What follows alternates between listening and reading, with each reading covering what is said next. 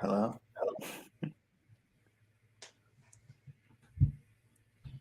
I think Case froze again. I think we might have to restart. Might have to do a remix. Yeah, the reset did not work.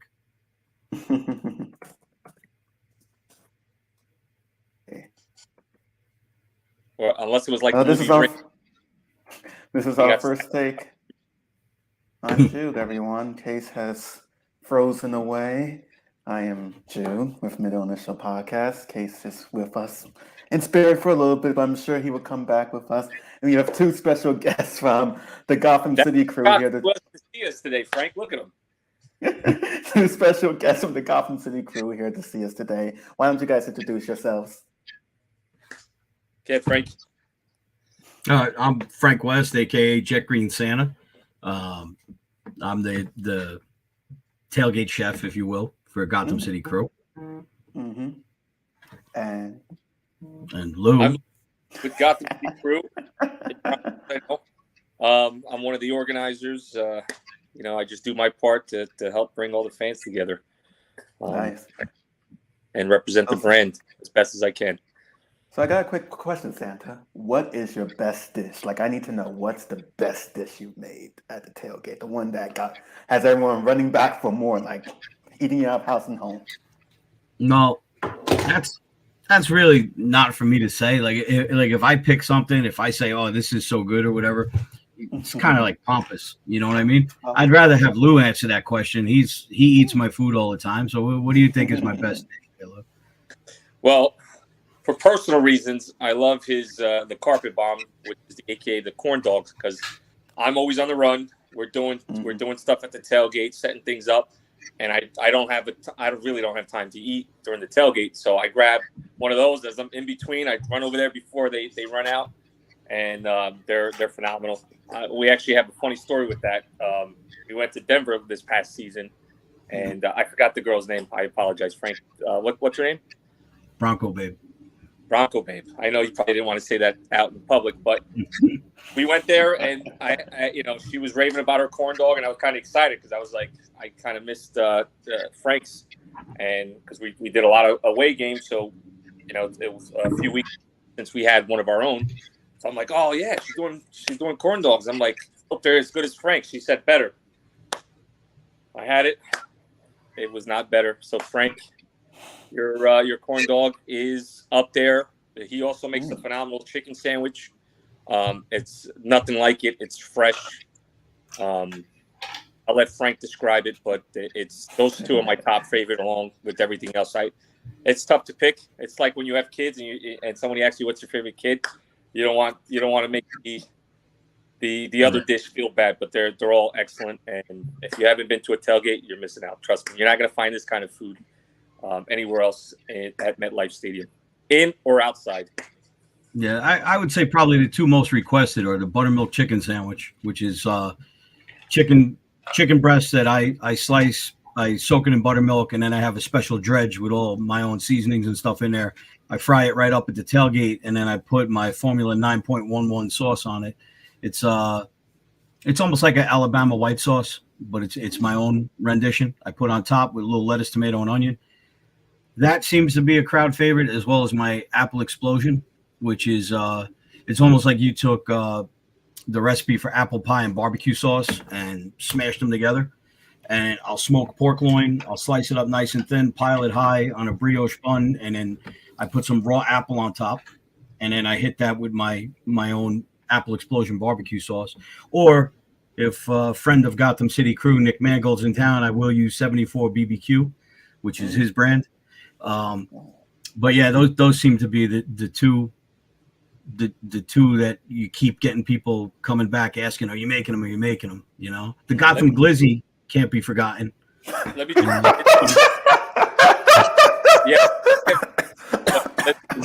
let me just put it this way. His buttermilk chicken sandwich makes the Popeye's spicy chicken sandwich taste like it came from the school cafeteria.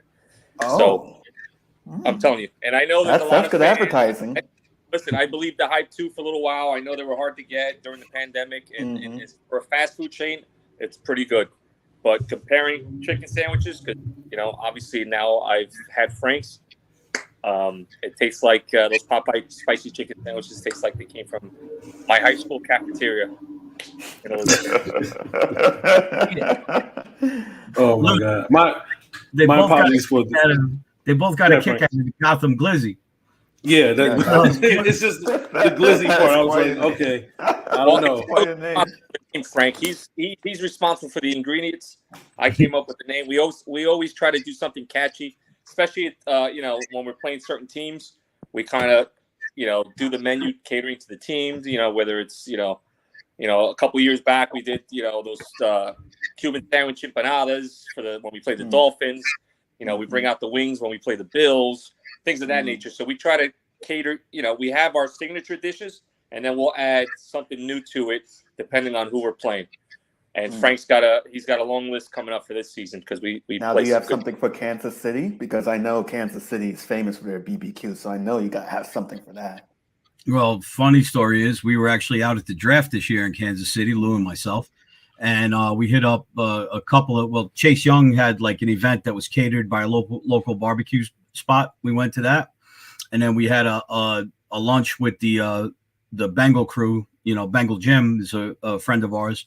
We went to Char Bar, and both times we ate up the menu to steal some ideas. And I actually just made one of them this week. Lou was away, so he didn't get a chance to test it, but I'll save it for the season. You got to tease it a little bit. Teasing. I'm sorry for my technical difficulties earlier trying to get the things right. I don't know if Jude did the magical intro, but I got to do the intro right for you guys. It must be done. Yeah. What up?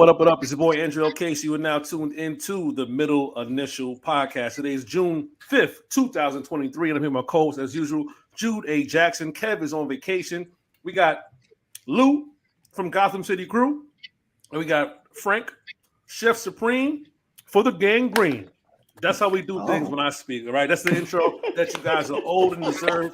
You are a staple in MetLife. You're going to get the proper introduction when I'm on the mic. I apologize for technical issues. Jude don't do it like I do it, okay? Hey, listen. Don't do it like I do it. With those rhymes, we got to get you a better Wi-Fi signal. Yeah. Those rhymes are pretty dope, but we just got to get that Wi-Fi situation. I'm in the process of moving, packing, things like that. We're about to go to Brooklyn. We're going to get everything situated. I see you guys' background. We'll get our background stuff taken. I'm in the kitchen right now. This is what I've been rocking for a little bit. So my green screen is all packed up. Right before we jumped on. Right. Listen, yeah, I was about to get in the groove, but it's all right. It's all good.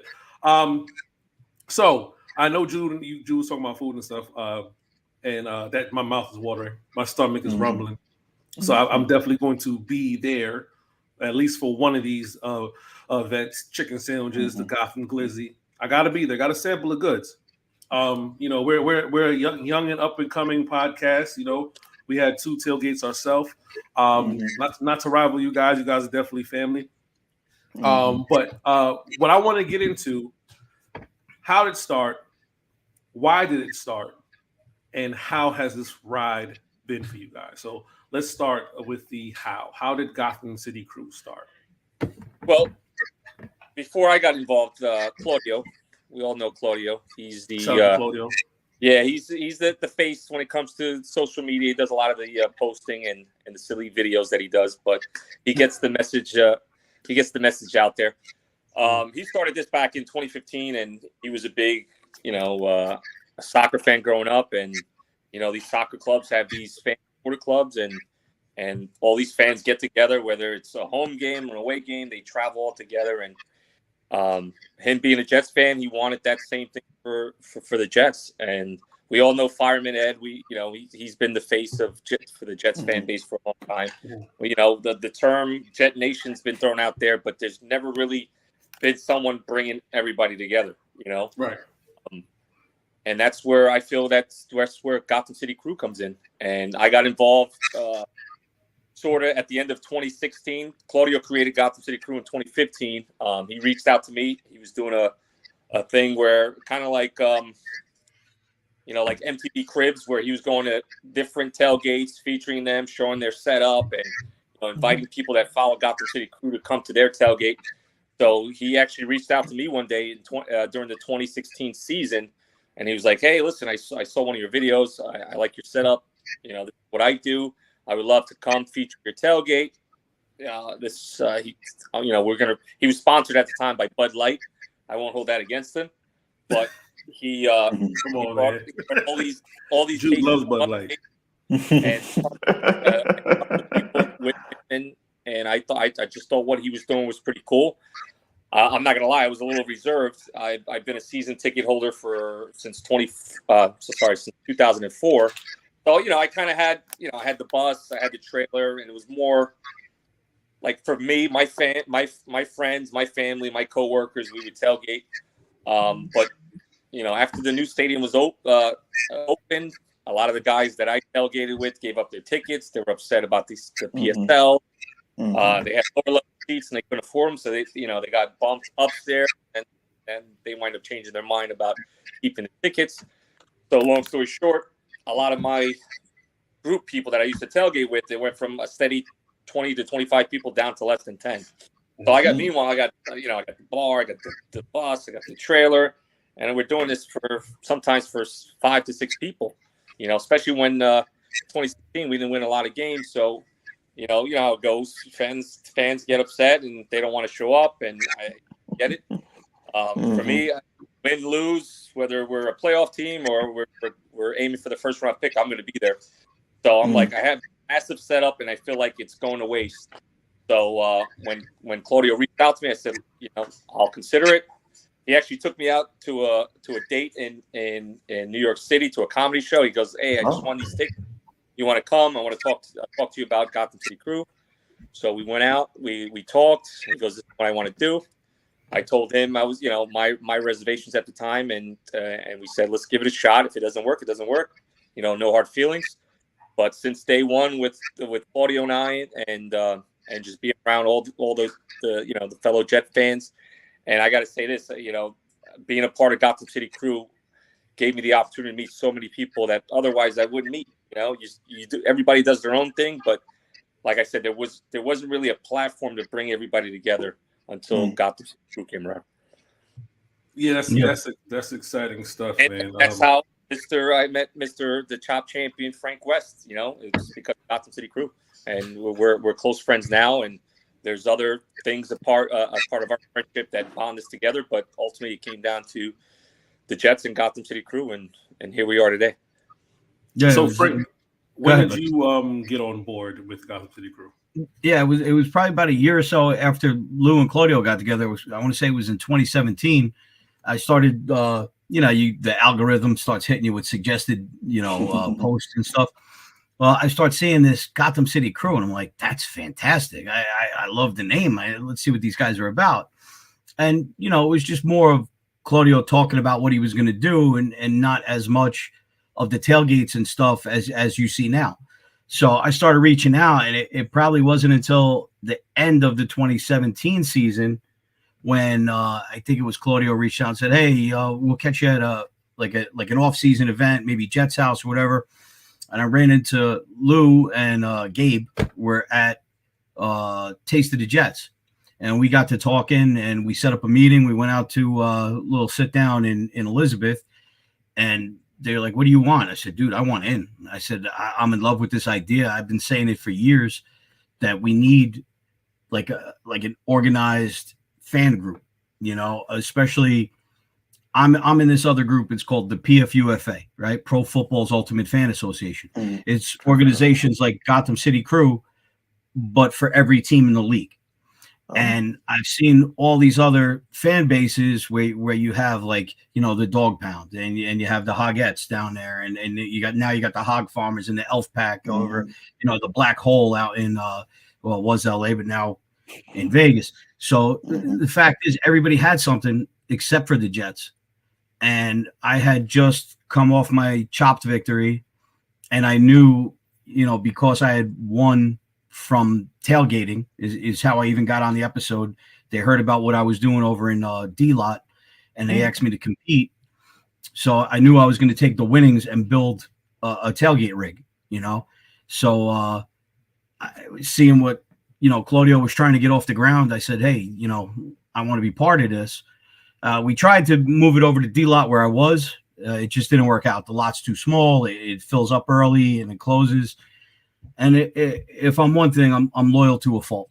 So the fact that I was already tailgating with a group of guys, I wasn't ready to just abandon them, and they didn't want to move. So, we stayed friends. We would still hook up at other events and stuff. And I told them, I said, if this ever falls apart, I'm coming to you guys. Well, 2020 happens, the year there was no tailgating. And when we come back in 2021, like within one game, I knew that tailgate was done. Like, guys just lost interest. I mean, most of them were probably still tailgating as long as they were because of a streak they had going, like 10 years, 20 years tailgating every game. After taking that year off, guys really didn't care as much. So I pretty much found myself by myself. So I sashayed over to J3 and said, hey, you guys still want me? And they were like, yeah, go ahead, jump in. So we picked it up in 2021, and the best analogy I can give for that whole situation was when after that 95 season where the Magic eliminated the Bulls, and then that following off season they picked up Dennis Rodman, and that was the final piece that they needed to go on a second repeat and another dynasty run. And with the addition of Frank, we always we had catering companies, and we experimented with different vendors and stuff like that. But have Frank aboard was the missing piece that we needed for Gotham City Crew to kind of set the tailgate off to another level. The experience was there. We always come up with creative ideas to enhance that, but we wanted to make sure we had the best food out there to go along with that experience. And having Frank added on to the team was like Dennis Rodman, that rebounded, that defense, guy that does it all when needed. And he's usually behind the grill, so you don't get to see him until he's ready. I gotta dye my hair now. Yeah, I gotta do the rainbow hair until he's ready to part of the game. But he does all the dirty work, so to speak. And, he gets it done, and since then, I think our rise in terms of experiences, it's just climbing the highest point. And I've been to Gotham City Tailgate a couple of times, and every time I've gone, it's been such a great experience. Everyone's so welcoming. You all have Claudio's such a great host. Everyone's such a great host. Good times, good music. You have everyone, like, it's not just Jets fans there. You have fans from other teams there as well. It's a good environment. No one's like fighting each other like crazy. So it's a good environment for sure. I think the time I went there, I think last year or the year before, I saw Nick Mangold there actually. So I got a picture of him. So it was pretty cool. So it's a cool experience there for sure. And we pride ourselves in that. We like we mentioned before we jumped on. We try to go to a lot of away games, and that's what we're looking for. The other Gotham City Crew that's out there, that's welcoming fans. Because listen, at the end of the day, we're all just fans, from whether it's the Jets fan, Giants fan, or whoever. But we obviously we all have a common interest in football. We're all human beings. We all want to feel welcome at some point, and we try to reciprocate that feeling to other fan bases, especially with the Frank being involved in the association. Anytime they want to come, we open them with open arms, and we want to make sure they're having the best experience possible. Because listen, to be honest with you, I had more fun at away games, not just because of the responsibility factor of setting up a tailgate, doing all that stuff, but just checking out the new stadium and being around different people that otherwise you wouldn't be. And it's cool to listen to other fan bases and hear what they're going through. And sometimes they understand our struggles, but it's just a cool experience nonetheless. Yeah, we got to say at PFUFA, it's you could hate the team, but not the fan. Correct. So as much as the Patriots get under my skin, it's okay to bust chops. We're going to beat you, whatever. Boo this man, whatever. But he's still a guy. He's still got a family at home. You don't got to take it out on him. So I think that's what makes the Gotham City tailgate so great is that you have all walks of life. I mean, from little kids up to old ass men, women, children, supporters of every team. What was that, Lo? I said people from other countries. Yeah. Oh, forget about it. We got Gangrene Germany comes out, Gangrene UK, Gangrene Sweden. We had a group of Jets fans from Ecuador, out of all places. I didn't think they watch football in Ecuador, like at least American football. They came out, and there was a group of 20 that came out, and we were fortunate enough to host their tailgate, and they had a great time, with us, which was pretty cool. Yeah, and like you said, everybody's there for a common goal. They just want to have fun. We don't. I mean, if you see somebody get a little rowdy, they're peacefully taken to the side and say, "Bro, pump the brakes. There's little kids here," and they usually comply. Like, knock wood. I don't want to jinx anything. We are expecting bigger crowds this year, but I can't remember anybody bucking the system when we told them, "Hey, pump the brakes a little bit." Everybody seemed to be well received, and that's been few and far between. Most of the time, everybody's on the same page. Like, "Hey, man, we're just having a good time," and we keep things moving too with the way the food comes out, or the little things that Lou's organizing over there when he's emceeing on the mic, and the DJ we have playing music. Everything just seems to keep flowing. So you really don't have time to get bored and say, "Hey, let me create some kind of excitement." You know what I mean? Everybody, we keep it moving. I was talking to Claudio. We're going to get into a little Gotham City crew secrets, and we were a little pre-discussion. Every time I see you guys set up, 4 o'clock in the morning, 5 o'clock in the morning, 6 o'clock in the morning, I'm like, man, we have to be there at 8. We have to be there at 8 to get in. You guys are already in there. How in the hell are you guys already in the parking lot, set up 4, 5, 6 o'clock in the morning? I see the videos. Everyone sees the videos. What is the secret to your guys' success to get set up? Because the last year when I pulled up, we had just pulled in, and I drove in. I said, "Hey, I'm hop out right here. Say what's up to my guys." And you guys were like, I want to say 65, 70% set up. You were still. I know Lou was in it. I think you were like the back one of the buses. Claudio was doing something. I didn't see you, Frank, but everybody was moving around. I'm like, man, you guys are already here. How are you guys here so early? What's the secret? Well, just like when you buy a house, what did he tell you? It's all about location, location, location. You can always do it, addition, renovation, but you can't change the location of your house. So our spot is the perfect spot. I've been there since they redid the lots 2010, and it's been a second home to me. And when we did this, we teamed up to do Gotham City Crew. I said my one stipulation to Claudia was I want to stay where I'm at.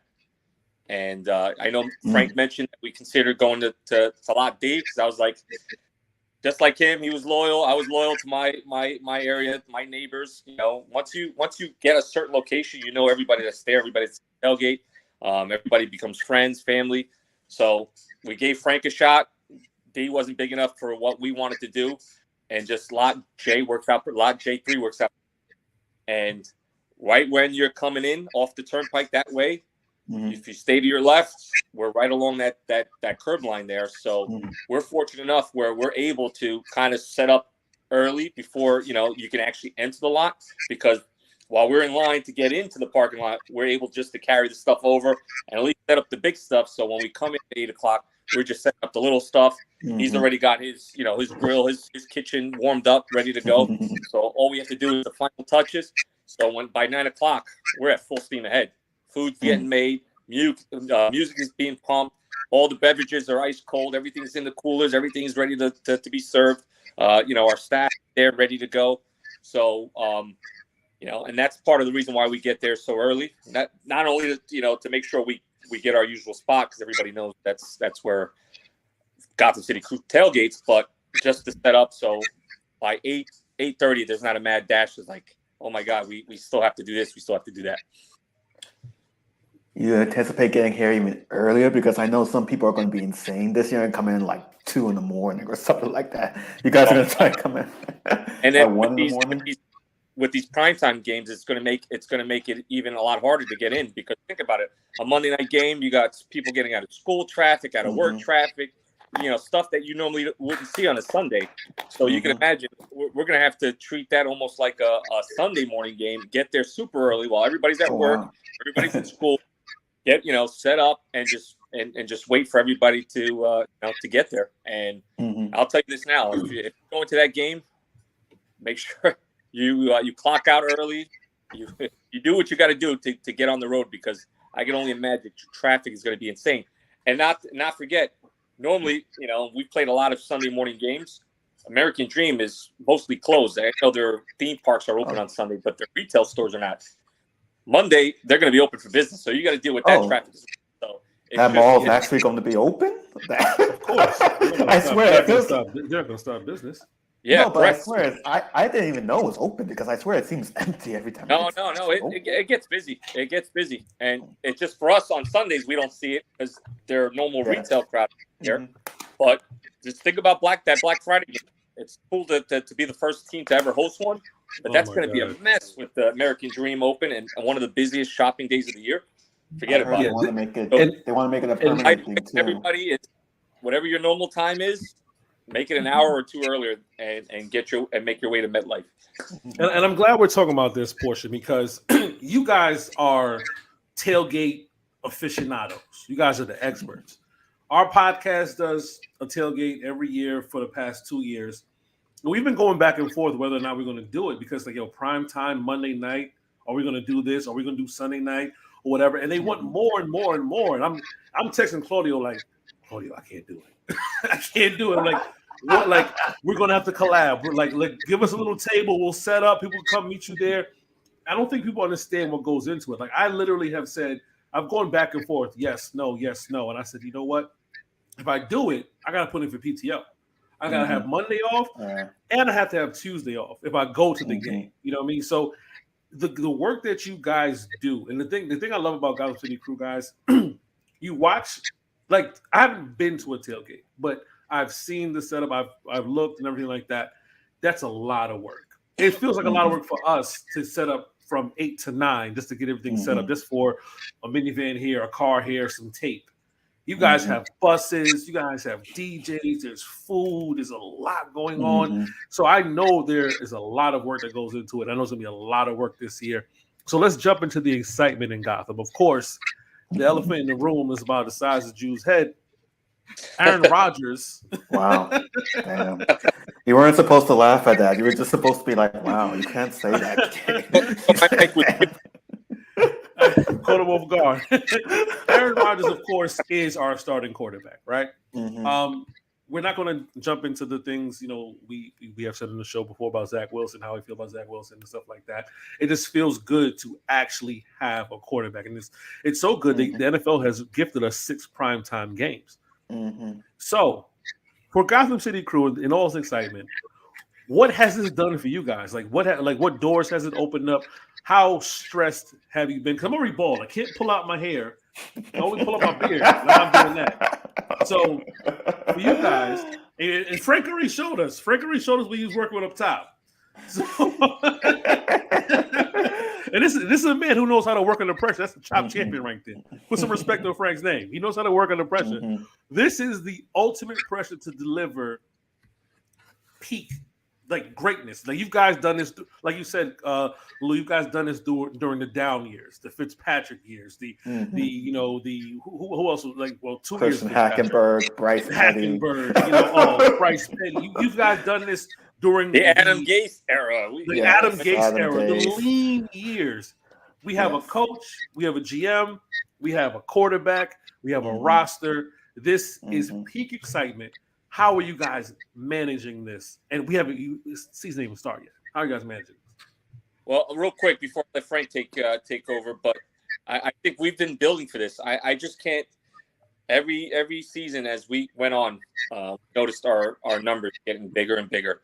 And this past year, just because of this draft class, because everybody knows that Joe Douglas, Jets, they killed the draft before they were awarded rookie of the years for offense and defense. We all had that excitement, and for the home opener, I think we're at close to 400 people, if not more. We've prior to that, we've been in the 150, 200 range, depending who's coming in, who's not.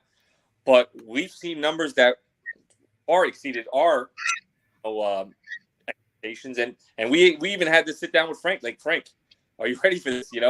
How many chicken buttermilk chicken sandwiches can you pump out in an hour? Because it's all fun to say, yeah, we've got 500 people, we got 1,000 people at the tailgate, but our biggest fear and all that is we don't want to water down the experience for anyone.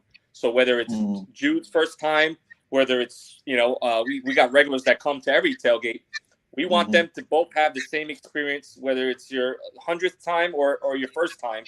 And that's our biggest fear. We don't want to get bigger than what we are and water down the experience for anyone. So every year we have these discussions. We go on Zoom, we go on phone conference, we meet at Claudio's house. These are the things that we discuss and say, all right, what are our goals and what are we working with? We're buying new equipment every year. Those tents, they take a beating out there. We're working on trying to get new trailers and do new things. And last year we incorporated, besides, I got the Xbox on the bus. We got a Blitz arcade out set up. Nobody's got an arcade system in the parking lot ready to go for the kids. We besides the cigar roller, we incorporated hookah this year because hookah is like the female oak per se. So we're always talking about the moment where the checks are actually really good, and we're gonna have to cap these tailgates because I mentioned before, we don't want to water down the experience for anyone. Just like anything else, you want to go, oh, it was okay. No, I want to hear people say, you know what, I had an awesome time. I appreciate all the effort, because at the end of the day, we're not really doing this for money. And Frank will tell you where our bulk of our money goes, but we do this, and I tell you, it's work. Trust me. Besides waking up and being there, it's work. But we do this just to hear what people say, like you mentioned, and compliments you get, kind words about. I had a great time. It was awesome. We got to see Nick Mangold and all that other things. And that's what it's all about for us. Yeah, you guys are inspiration. I'll tell you that much. Like, what we're a podcast. We're not a tailgate, crew or team, anything like that.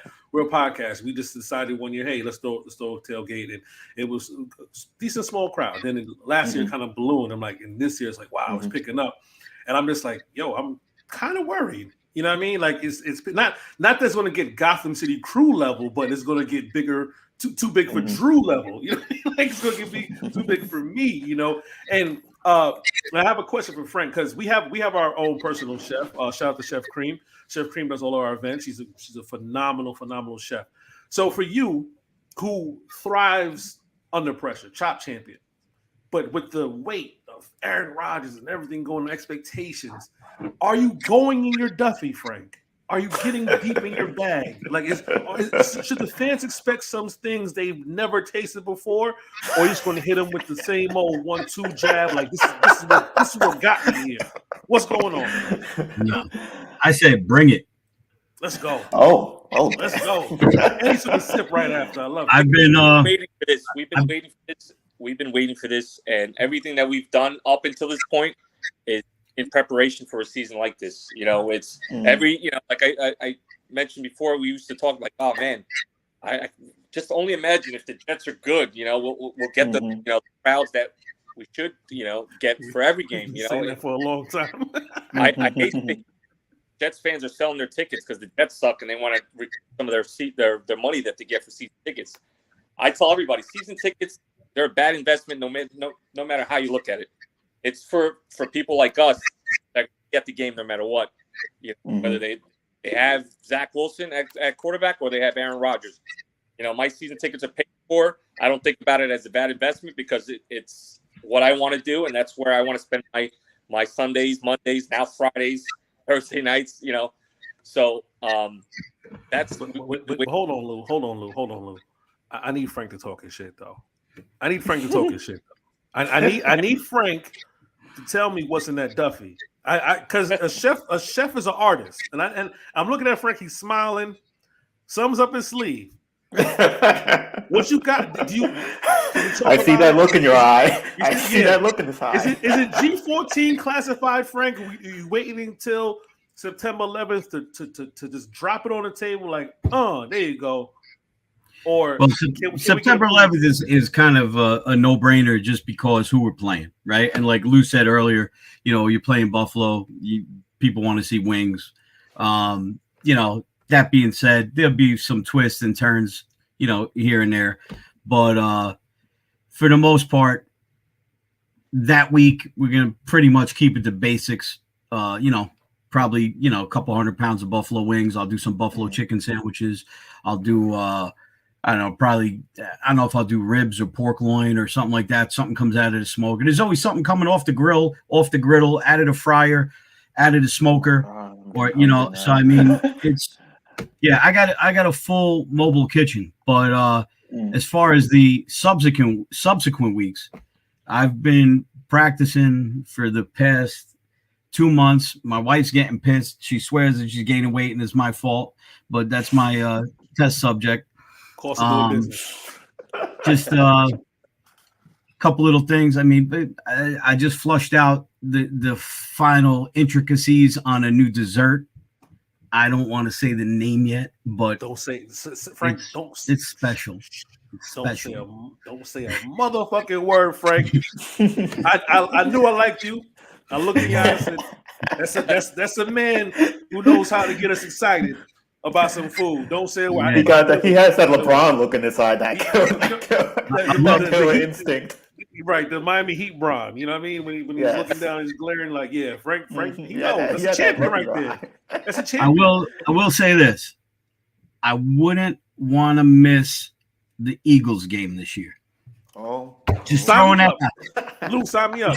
Claudio, sign me up. Book us. MI Pod Eagles. Sign us up. Don't say another word. Don't Frank. miss it. Don't miss it. Don't say another word, Frank. Don't say another word, Frank. We there. We're there. I love it. And this is the excitement of a new quarterback, and being in the being a part of the organization. We've talked about Aaron Rodgers ad nauseum. Shout out to the people in the Discord. Shout out to the people who follow, subscribe to YouTube, Spotify, and stuff like that. We appreciate you guys. We've been talking about this for a long time, and getting a quarterback of this magnitude, regardless of how old he is, people are getting excited at practice. I know training camp is going to be crazy. I don't know how we're going to get in there, but we're going to get in training camp this year. We're definitely going to try at least go to one road game. At least try to go to Vegas. Like, we've been crossing our fingers about Vegas. Definitely going back and discussing that.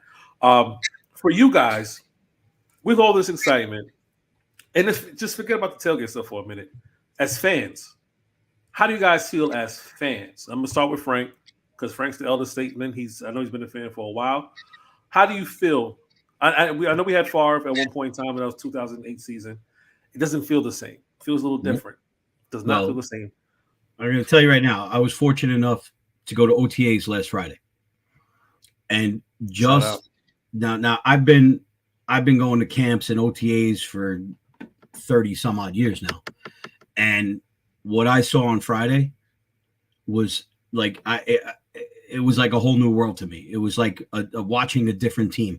I've never seen anything like this. You had Zach Wilson go up to the line, right? So you got all the twos out there, be it, receivers, offensive line, everything. It's all twos. He walks up to that line, and all of a sudden I hear from the backfield, I hear, "Back in the huddle." And I'm like, "Who the fuck is yelling?" I look over, it's Aaron Rodgers. He called them all back into the huddle. He starts pointing downfield, telling him what he saw and why the play he called was wrong. Now get back out there and do it again. I'm like, holy shit. This is the starting quarterback. This ain't the head coach. I'm like, are you kidding me? This goes on with the twos, the threes, and the fours. Even Strevler got in there, right? So, I mean, we seen all of them. And that the next thing you know, I look up at the clock and there's 2 minutes, because you've been to camps, right? They run the clock like it's a game situation, right? All of a sudden there's 2 minutes on the clock. Who's under center down the other end of the field from like the one? Aaron Rodgers.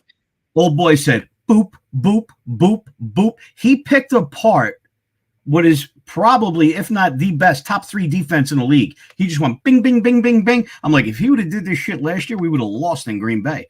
But he just marched right down that field. And then with 11 seconds left on the clock, I want to say he was probably on about the 30-yard line, maybe the 35. He looks at Zach Wilson, hands on the ball, says, "Go ahead, finish it." So he gave him the chance to be the hero. And didn't exactly work out for Zach. But I like to think he learned, because he threw the ball to, I guess who he had in his head was going to be his best chance at a jump ball. Mm-hmm. Aaron Rodgers grabs him by the face mask, turns his head, and you look, and you had a sole receiver by himself at the other end of the field. So, I mean, just this guy, you don't just have a starting quarterback. You have an on-field, not even offensive coordinator, head coach. I seen him yelling at the defense at what they were doing wrong. I mean, it was just, it was unbelievable. Accountability.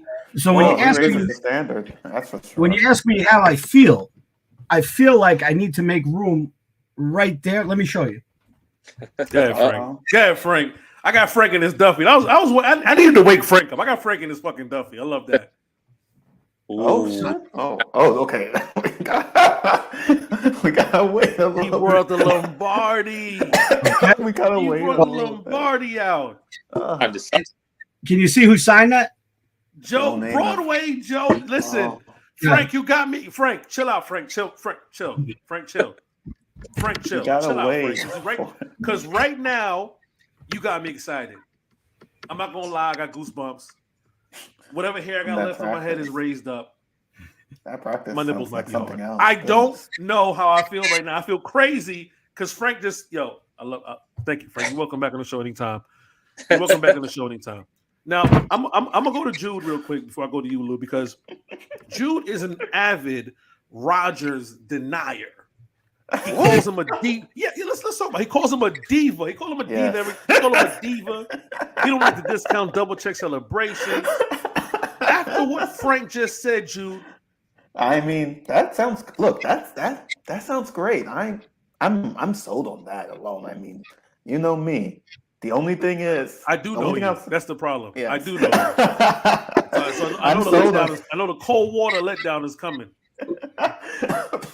I'm sold on that. The only thing was that when you said Super Bowl, Frank, I'm just like, damn.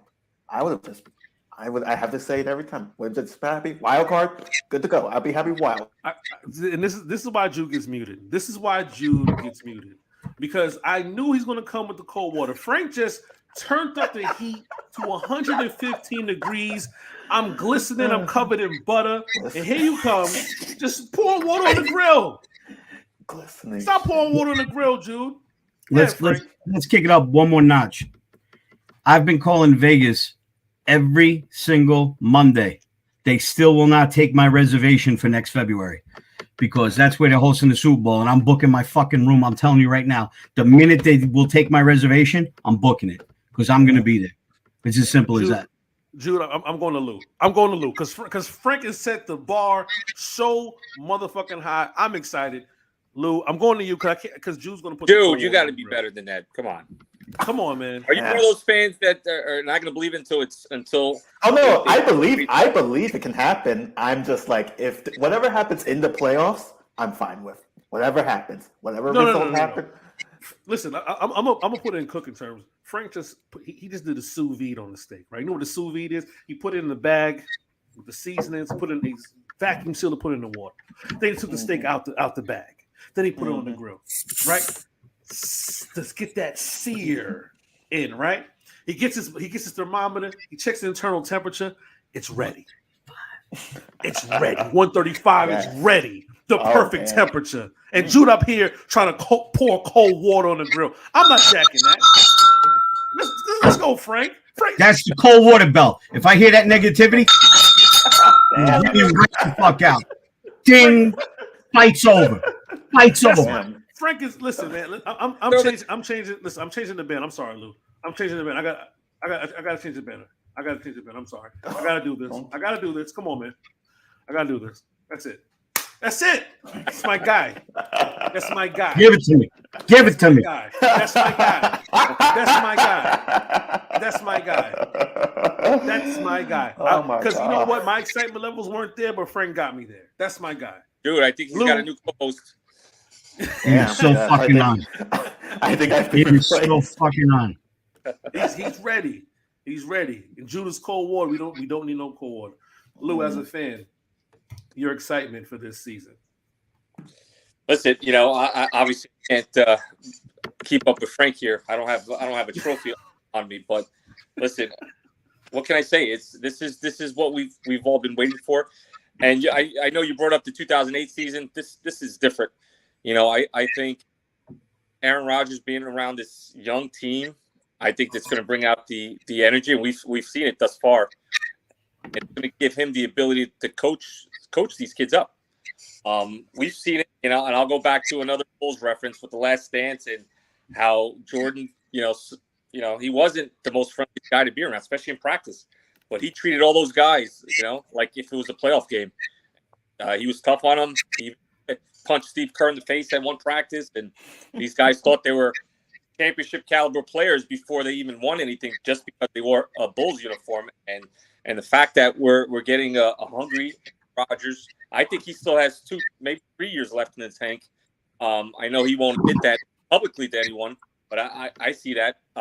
We saw a slight drop off last season, and that's because he had a thumb injury, and that team wasn't as talented as this team. And the biggest difference is that young core that we have here. In 2008, we had more of a veteran team around Favre.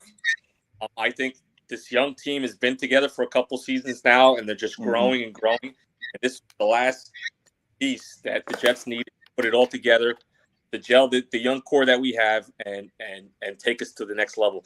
Wild card, we're not talking about wild card. I want to host a home playoff game. We haven't had a home playoff game since the 2002. But we beat the Packers to get into the play at home at Meadowlands. And the following week, we beat up on the Colts 41-0. So that's what I want to see. I want to see a home playoff game, a home tailgate hosted by Gotham City Crew with that playoff atmosphere, people going crazy, because it's only been 21 years since we've had one of those, and we've never had it at MetLife Stadium. So it's long overdue. The excitement's a home AFC there. Championship game? Do you think we can do that? Number 1 seed. Do you think that's Frank already said what the standard is. Yeah. Oh, you're talking about a hosting AFC playoff? Yeah, hosting AFC Championship at home. If we're hosting a playoff game, we're in one of those positions where obviously that's possible. Whether it's the number 1 or 2 seed. Not possible, probable. It's happening. Divisional round and the AFC Championship game, both at the Ghetto Lands. Done. Gotta switch the subtitles, my man. Frank he's talking that talk I like, man. It's like on. Jets fans, he's talking that talk I like. He's talking spicy. I love the talk. And we're gonna put the Jets fans on the map, because that stadium's gonna be rocking. It's gonna be rocking, and come January, February, obviously late December, January, to play it at Meadowlands. Some of these teams might not be ready for that. So I'm going to keep it real, guys. I'm going to keep it real. I'm going to keep it 100% real. I haven't been excited about a Jets season in a long time, and I wasn't excited about this season, even with Rodgers, until Frank just spoke. I'm going to keep it. I'm not even lying. I'm going to keep it a buck. And anybody who knows me in the Discord, shout out to the Discord, shout out to the Patreon. Yes. Give it to me. Give it to me. When I was younger, every time the Jets went to the playoffs, Super Bowl was a possibility in my head. It's like, why not? Why not us? Why not us? Why not us? 2009, 2010, 2002. I think 2004 was the Doug Bryan stuff. I've always said, why not us? I haven't been excited for a long time. Frank just ignited the flame. I think it's the cooking, man. I think it's the food talk. You know what I mean? It's the confidence. But what he said that was key about the OTAs. Rodgers being a leader. Rodgers pulling Wilson aside and say, hey, you got to go out there. And the kid may not have it. The kid, Wilson, may not have it. He may never. And I think that's one thing Jets fans have to come to terms with. He may not have it. But he's going to get a shot to prove something that he hasn't. He's going to get a shot. I'm going to tell you what. Rodgers, first of all, looks 10 years younger. I mean, it's unbelievable. It's like he found a fucking time machine where he's at. He just looks and sounds and acts a lot younger. And Zach has notably improved. I mean, he's literally, I mean, he's throwing bullets. He's just not making 100% of the right decisions yet. You know, but Aaron is, every time they're done with a play, they report back to him and he tells them what he saw. Damn.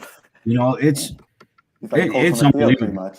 Yeah, it's unbelievable. And think about how unique that is. When was the last time we've had a young quarterback that's able to learn behind a veteran guy, especially a veteran guy that's actually good. We haven't. We tried the McNown the McNown stuff. McCown, sorry, McNown. Doesn't matter. He's not important. We started the McCown stuff. The Jets have tried a lot. And we know Zach can make any throw. That's why the Jets fell in love with him at his pro days, whipping 60-yard bombs like they're nothing. But and all these guys that get drafted in the top 10, they all have all the talent in the world. It's what's upstairs. It's what's going on in their brain and how they're processing the NFL defense. That's what sets them apart. And having a guy like Aaron Rodgers tutoring you is a huge advantage. And we've never had that opportunity to groom a young guy to learn from somebody like Aaron Rodgers. Rodgers gets us in the Super Bowl. Being excited for this season, you got to be excited for Zach Wilson. He had his growing pains. He's got experience. His future. These next 2 years, be a sponge and learn everything you can learn from the GOAT. Aaron Rodgers gets us in a Super Bowl. We win a Super Bowl. We can start a Wilson soccer ball. I don't care. We can start anything Wilson. A Wilson basketball, a Wilson volleyball, a Wilson soccer ball. I don't care. If Aaron Rodgers wins a Super Bowl, wins a Super Bowl, I don't care what Wilson's at quarterback in the future. I do not care. I'm going to die. There's two teams that need to win for me to die happy. The Mets win a World Series, and the Jets, and I die happy. That's it. You can take me out the next day. I'm out. Give me my wings. I'm out of here. I'm out of state. Because you will never be able to take me out of cloud 9, cloud 10, cloud 11, cloud 12. And I personally don't think the Jets will win it this year. I think the Jets are preparing to gear up and win it. You're right, Frank. Frank, you're right. I'm sorry. But Frank thought he had you. No, Frank got me. He got me. You're right. But my personal view is the reason why I say that is I've been watching how Joe Douglas moves and the staff moves. I really feel like they're going to take a swing this year, but they're going to swing harder in 2024. Guys like Mike Evans going to be free agents. Mike Evans going to be a free agent. I mean, there's going to be some decent names in free agency that I feel is going to get us right where we need to be if we fall short this year. I'm not going to say we're going to fall short because I don't want to upset Frank. Frank's my guy. Let me put it back up there. Let me help you out. The only thing we're going to fall short of this year is the perfect season. We're going to lose 2, maybe 3 games. 2, maybe 3 games. Oh, this is next year. Oh my goodness. Next year, we win them all. Oh, every fucking game next year. That's what happens. Frank, my hands up. My hands up. Write Frank. that shit down. Write it down. My hands up. Frank, I'm complying. My hands up. I'm not resisting. Okay. 14-3. I have a question, Frank. Is that last game the Week 18 game? Is that the game we're just sitting our stars? Is that the game we're losing because we're just? That's one of the 3. Yes. Okay, so we're only losing 2. Holy wow! Hopefully, it's not the you guys are hearing it first on Middle Initial Podcast. Subscribe to YouTube, Spotify, Apple, Ghana, wherever you get your podcasts. If you want to be a part of the Patreon, follow us on Twitter at MyPod69. Frank is giving us some crazy fuego takes, and I'm on board. I'm on board with it, man. I'm on board. I'm invested. I'm invested with Frank saying it's just on. It's on. It's on. How could you not be here? Damn. We're gonna move on from football, though. Sauce Gardner, league MVP. Before you go anywhere, Sauce Gardner. Whoa, hold on, league MVP. Hold on, Frank. Hold on, Frank. You've been at the table too long. You riding the hot hand. You've been at the table too long. Are you suggesting a defensive player wins NFL MVP for what, the first or second time? This is the first time, I think. First time, because I don't think NFL player has ever won defensive player ever won MVP. That would require him to get like 20 interceptions. Like he'd have to get like 20 interceptions. No, I don't think it'd be 20 interceptions. I think in order for Sauce to win an MVP, to be honest with you, I'm not gonna say 20. I'm gonna say 7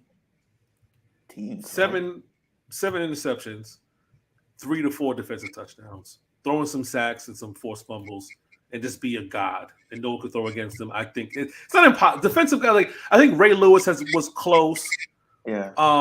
If you want to go further back in time, I think Reggie White was close. If you want to go further than like that, nobody has to catch a pass on. He has to be like beyond like Revis level to get MVP. Like he has to be beyond catch a pass. Deion Sanders level because Deion Sanders was returning punts, kickoffs, and stuff Well, like that. the only reason I won't agree with Frank, 2 reasons. One, after people are going to stop throwing way anyway, so his numbers, he won't get intercepted.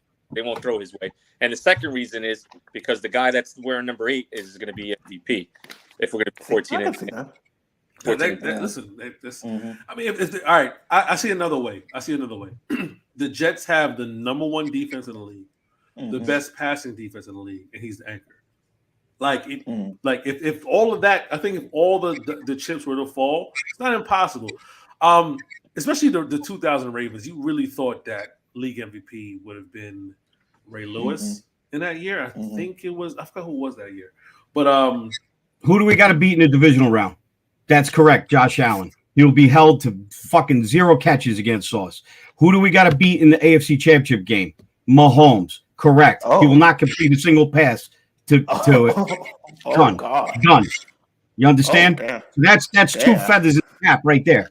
All right. Then who are we going to see in the Super Bowl? Who are we going to see in the Super Bowl? In the Super Bowl, I would say Eagles, maybe or Niners. Maybe Sam Darnold. Wouldn't that Sam be Darnold's a something? quarterback. I don't think so, but most likely Eagles. Listen, I would hope. If it's You're Sam going to be Darnold, shut down. Eagles is a couple. Shut down. So there've been defensive MVPs as far as Super Bowl MVPs. I've never season MVPs. It's either a quarterback award or whatever. But I think it would have to be number 1 defense. He has to get some touchdowns. It's a lot that he would have to do. It's only year 2. And Sauce was phenomenal year 1. But we're gonna move on. Some NBA excitement. If you guys are paying attention, I know Frank doesn't really pay attention to NBA, but I know Lou has some skin in this game. He's a Chicago Bulls fan. Jimmy Butler, former Chicago Bull. Series is tied 1-1. Jude, I'm gonna swing to you. Have you been watching the finals at all? Yeah, I've been watching. What did you see in Game 2 that makes you feel as if Miami has a shot to win this entire series? Well, and I was talking about some friends, shouts like Javi and everything. The big difference between Game 1 and Game 2 is Max Strus actually shot like a professional basketball player. Like in the first game, Max Strus literally shot like 0 for 10 or something like that. You knew the regression to the mean was going to hit pretty hard. He was going to have a good game. So if Max Strus keeps shooting, I mean, I think the Heat are almost at their best when Jimmy Butler doesn't go off. When the perimeter shooters, Duncan Robinson, Max Strus, Gabe Vincent, those guys, when they start getting going, I think Jimmy Butler works far better as a facilitator than he does as like the primary scorer for that team. Like, like the Bucks series, I thought they play all right, but the Knicks series, the Celtics series, when he's not really scoring all that much, they play a lot better. And that's the case I see here. So that's what I think Miami has to do, is just keep shooting threes. It sounds simple, but sometimes threes come and go. And another thing I want to address right quick, this whole Jokic conversation, because I've seen a couple people say, make Jokic, I don't care if Jokic scores 40, make him a scorer. And yes, I know the whole correlation equals causation thing, but you generally don't want the best player on the other team to get 40 points. I don't think any coach is going to be like, yeah, let him score 40 points. We're going to win. It's like, no. You want to try to stop him. But Jokic, there's a reason he's an MVP. There's a reason he should have been the MVP this year, too. You can't stop him. You can only hope to contain him. We can stop him. Put Sauce Gardner on him. Done. 0 points. 0 points. 0 points. Wait, hold on. I got to pull it up again. Frank is my guy. Frank is my guy. I like Frank. Frank is my guy. Love the energy. No, all right. So I think a lot of people were jumping into the whole what the female reporter asked Spoelstra, and I think it's more a slight because the female reporter and this is not a dude. Listen, Jokic had a 50-point game with 10 assists in a loss. It's not too far-fetched to say let the best guy go off scoring and neutralize everybody else. And I'm gonna say it like this: Even though Jokic is shooting 47% from three, he's not a volume shooter. He's not putting up 5 to 7 threes a game. He might put up 3 or 4, maybe 5 occasionally. He's not going off the rails. They started off 7 of 12 from three. They went 1 of 10 in the entire third quarter. While Miami kept shooting and making threes, right? So to your point, Jude, yes, Miami has to keep making threes. Guys like Struss, guys like the substitute teacher, what's his name? The guy who looks like a sub, Duncan Robinson, like a substitute teacher who's being, Duncan Robinson looks like the substitute teacher who you think can't play ball, and he was like a junior college all-star. He just start busting on the kids' ass in the high school gym, teachers versus students. That's what Duncan Robinson is. Because even his mean mug looks friendly. Like nothing about Duncan Robinson puts fear in my fucking heart. But he played so well last night. The thing about Miami, though, and I was saying it today at work, you have a bunch of guys playing with house money. G League guys, undrafted guys, second round guys who don't, you know how they say, you have to have been there. No, you don't. No, you don't. You know what also works? No pressure. Right. They pressure, already but also exceeded everybody's expectations. Right. No pressure. But Lou, you know what also works? I need a fucking contract. These guys are playing for their basketball lives. Yeah. Like that's what people aren't understanding. Like we could talk about no pressure and whatever. They're playing because if they win a championship as a collective with a bunch of no-name guys, with this new CBA coming up, we're talking bag talk. We don't NBA guys get paid great money to ride the bench. We're talking fucking bag talk. That's what we're talking about. So that's the advantage I feel like Miami has. I think Denver has to figure out a way to get Jokic active early. They cannot win with him having 4 assists. It's not possible. Yeah. They cannot win with him having 4 assists. But I'm going to ask Lou, because you are a Butler guy. Butler didn't have the greatest game. He did play during he was hurt, 20 points. Definitely was more of a facilitator. And he had said something about I don't know if it was Struss or the other guy. He said, I'm going to keep passing you the ball. How do you feel about Butler's leadership abilities? And is there anybody in the NFL that you can make an equivalent to Jimmy Butler? Because I can't. Jimmy Butler equivalent. I'm gonna have to think about that for a second. But Jude hit the nail right on the head there. I think the Heat are better when he's not dominating the game per se. I think Butler knows he's gotten to a point in his career. He knows when the team needs him to make a basket, or he's just a role player per se, and he lets his team get off. He's been when Bam was it the last series. It might have been the Eastern Conference Final. I'm sorry, the semifinal. Bam didn't have the best series at all, but he kept bringing him up. He said, "Listen, Bam's our guy. Yeah, he may not have. I think he had like 10 points, 13 points in one of those playoff games, and they lost, and everybody was kind of like on him, and Butler stood up for Bam, and he's like, "Listen, Bam's our guy. He's gonna come through. We're gonna win because of Bam." And sure enough, I think up to this point, Bam's been carrying the Heat. He's been doing well. And he's a little undersized to be center, especially playing against a guy like the Joker. But I hate to interrupt right quick, but I will say with Bam, he's done a lot better against Joker than I think many people have expected, like just crashing the boards and everything. Because it's like I thought Joker was just going to baptize him, to be honest, and it hasn't been like that. It's been pretty even across the board. Yeah, listen, and Bam's quick. He's got the quick first step. I just think the team is obviously they rally around the coach. The coaches. I think he's obviously if the Heat have any advantage, it's in coaching. In this, and Butler's one of these guys. He's a dog, and I think guys love to play with guys like that. No matter if Butler's scoring 40 points or scoring the 15 points, they play for him because he's going to play hard. And I love. There was an interview he did on a podcast, and he talked about his days with Chicago and how he developed to the person he was. Because Jimmy Butler was a late first round pick. I think he was number 30 for us because we were good those years. We had Derrick Rose.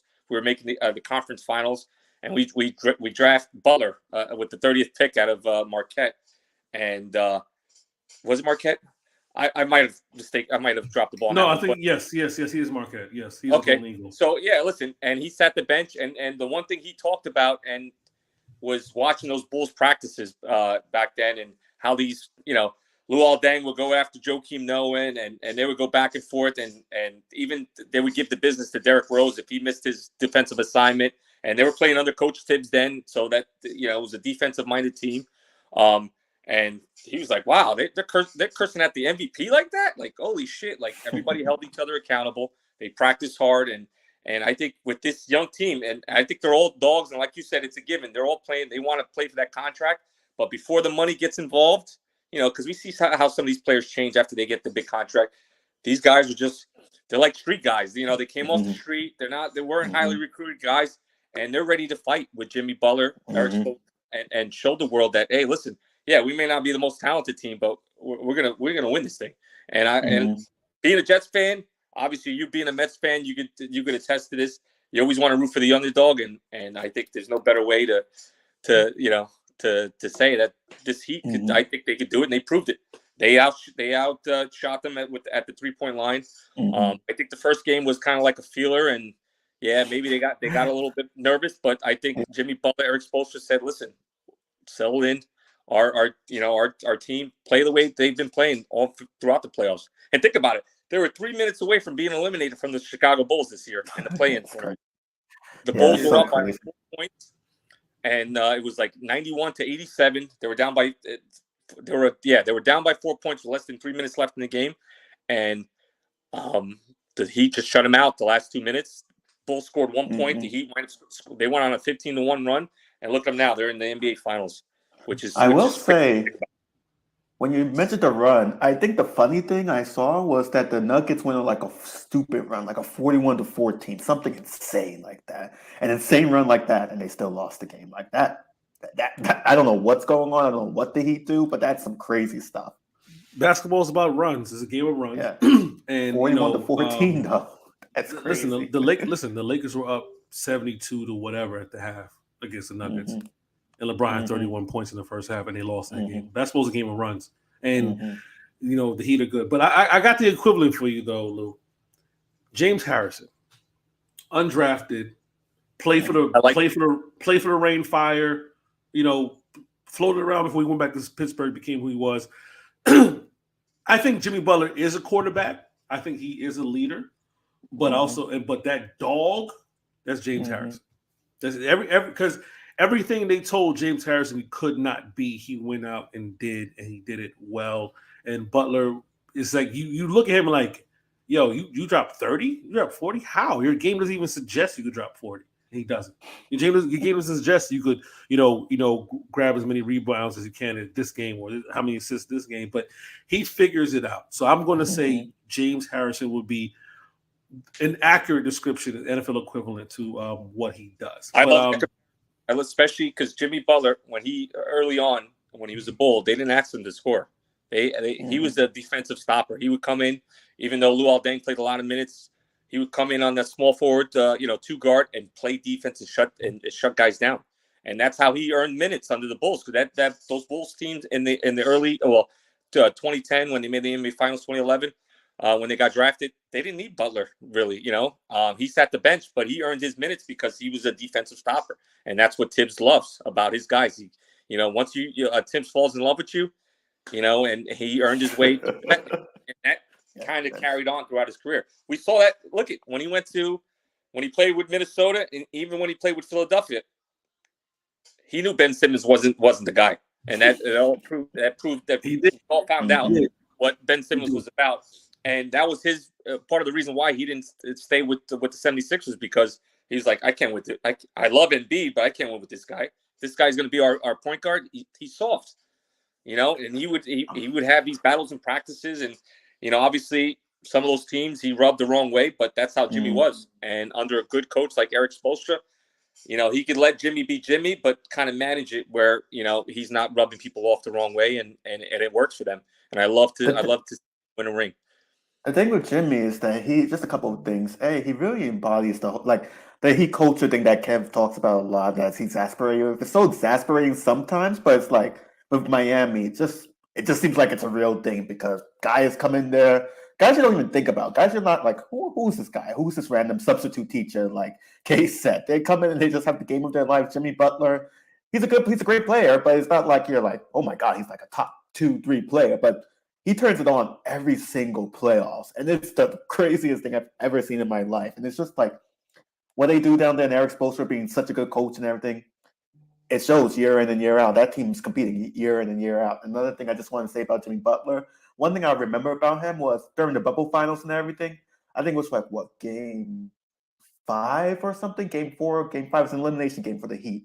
And I remember Jimmy Butler playing for all 48 minutes of that game. Like, I know he must have had flashbacks to Tom Thibodeau or something, but he played for all 48 minutes. and then exhausted. That iconic picture of him, like, leaning over the stanchion or whatever. And that was just like, that shows who he is. He's going to put it all out there. When Jimmy's locked in, Jimmy's in the groove. He's in the groove when he's locked in. But you know who also is in the groove, Lou and Frank? This man right here. It's the moment you've all been waiting for. Pull up a seat and get off your feet for Jude's Grooves. It is time again. Once again, Jude wasn't here last week. He took the holiday off to sit by a lake and reflect and read a book. Maybe watch some anime or something like that. But it's a moment that a lot of people never expect, but they really love when it happens in Jude's Grooves. And Jude, and for those who don't know what Jude's Grooves are, Jude is going to be reading some hip hop lyrics. Jude is not an avid fan of hip hop, so it's always new to him, and he's always shocked depending on what the lyrics are. So to wrap up the show, and how we like to wrap it up, Jude is finale. So Jude, take it away, Jude's Grooves. Okay, so we're reading Big Pimpin' lyrics, the first verse. I'm going to guess it's the first 3 paragraphs of this, and it probably is, so let's go. So it's big pimping, baby. It's big pimping. Spending G's. Feel me. Yeah.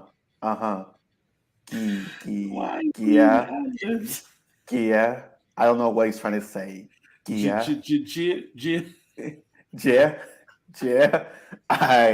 You know I dug him, fuck him, love him, leave him. Cause I don't fucking need him. Take him out the hood. Keep him looking good. But I don't fucking feed him. First time they fuss, I'm breezing. Talking about what's the reasons. I'm a pimp in every sense of the word. You're a bitch. Better trust and believe him. In the cut where I keep him.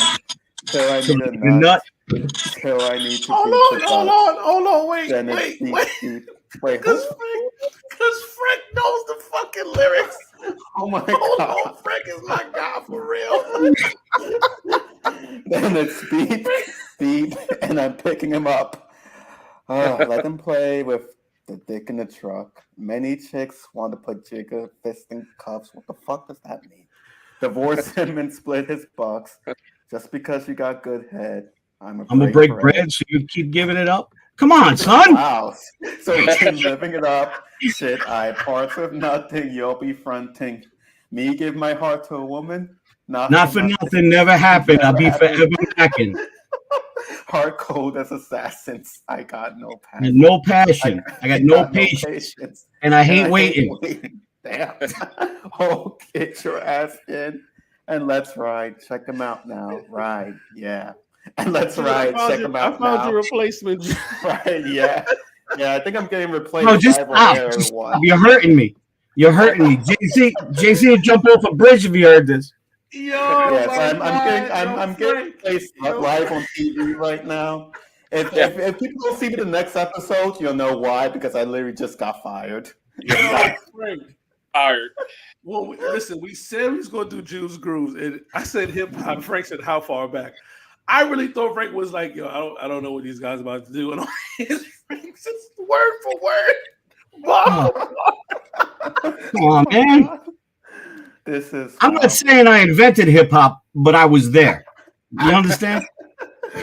Oh my goodness. Jude, I'll give you a homework assignment. I want you to look up Eric B as president, right? I want you to read those lyrics. That's where you start. Jay-Z's like, that's like high school. We're gonna start you in grammar school. Jesus. Go listen to some my Eric God. B and Rakim. Oh shit. my God, yo, my Wi-Fi started tripping at the right time because it's the end of the show. But Frank, shout out to Frank, man.